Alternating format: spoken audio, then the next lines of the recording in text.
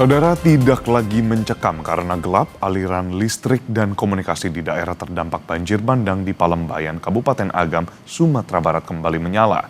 Warga pun bisa kembali beraktivitas dan berkomunikasi serta berkabar dengan keluarga di perantauan. Warga bisa kembali beraktivitas, bercengkrama di warung, dan bahkan menonton televisi untuk memperbarui informasi. Pulihnya aliran listrik membuat sejumlah titik jaringan internet kembali bisa diakses sehingga warga dapat berkabar dengan sanak keluarga di rantau. Setelah listrik kembali menyala, warga berharap jaringan penyaluran air bersih juga dapat segera kembali normal. Sebelumnya, saudara, Kecamatan Palembayan Agam luluh lantak dihantam banjir bandang. Kecamatan ini lumpuh, ratusan rumah rusak, hingga aliran listrik dan air bersih terputus. Ratusan orang meninggal dunia dan puluhan lainnya masih dalam proses pencarian.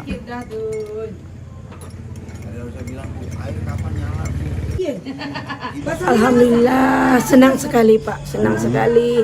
Udah hidup lampu, udah terang lagi kita, walaupun nggak ada air kan.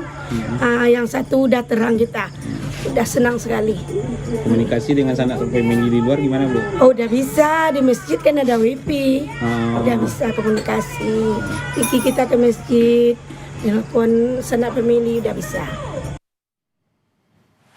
Sementara untuk mempermudah jalannya penyaluran bantuan, sejumlah jembatan darurat dibuat dengan menggunakan kayu gelondongan sisa banjir. Dengan adanya jembatan akses jalan darurat, saat ini masih terdapat 3 titik terisolasi dari sebelumnya 12 titik di Kabupaten Agam.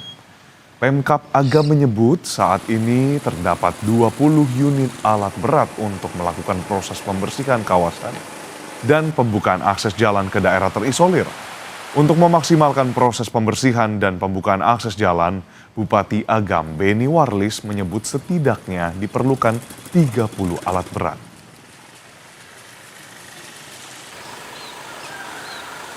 Penting sekarang adalah tempat yang terisolasi.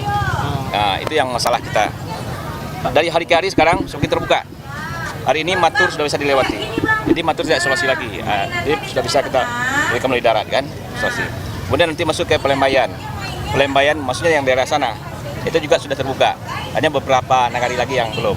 Dan itu kita burukan hari ini sampai besok alat, makanya alat yang kita minta beda banyak tadi.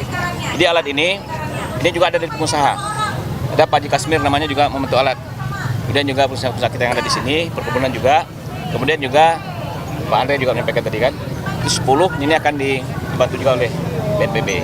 Nah, dengan alat yang banyak itu nanti segera terbuka, nah kita sudah bisa mengirim semua bahan-bahan makan melalui ini. Saudara, kami ajak Anda untuk melihat kondisi terkini di Kabupaten Agam yang akan dilaporkan langsung oleh jurnalis Kompas TV Rio Johannes di sana. Rio, selamat pagi. Setelah listrik kembali menyala, lantas apakah semuanya sudah merata dan bagaimana dengan fasilitas kesehatan di sana? Apakah sudah mulai beroperasi? Ya, Edwin dan juga saudara, memang tadi malam itu listrik di kawasan parah terdampak bencana banjir bandang, yaitu di daerah Nagari Salare Ai ya, itu listriknya sudah mengalir normal, sudah menyala kembali, dan aktivitas warga sangat menyambut dengan bahagia dengan menyalanya listrik ini, karena mereka bisa kembali beraktivitas seperti biasa di malam hari, dan juga kembali bisa mengakses beberapa titik kawasan titik-titik jaringan wifi, karena memang kan dengan adanya listrik titik wifi ini bisa kembali mereka akses sehingga mereka bisa kembali berkomunikasi dengan pihak sanak famili yang ada di perantauan, berbagi kabar dan memberikan informasi tentang keadaan mereka di daerah yang terdampak ini. Dan untuk penyaluran bantuan memang saat ini terus digencarkan ke daerah-daerah yang masih terisolasi, dan dari data terakhir itu kemarin hanya ada 1 titik lagi daerah terisolasi di daerah Sabarang Ayah, di Nagari Salare Ayah ini, dan itu sudah disalurkan bantuannya melalui jalur udara dengan helikopter yang dimiliki oleh Basarnas. Dan untuk akses di daratnya ini memang alat berat difokuskan untuk bekerja membuka akses itu. Beberapa jembatan darurat menggunakan kayu-kayu gelondongan sisa banjir itu dimanfaatkan untuk membuat jembatan darurat untuk bisa mengakses, lebih mempermudah akses untuk menyalurkan bantuan ke daerah-daerah yang masih terisolasi di kemarin itu. Dan untuk bantuan sendiri, memang beberapa titik posko itu bantuan masih banyak. Seperti yang di belakang saya, ini posko induk. Posko di mana posko utama untuk kecamatan Palembayan. Di sinilah poskonya ditempatkan. Dan seperti yang dilihat di situ di belakang itu banyak sekali bantuan.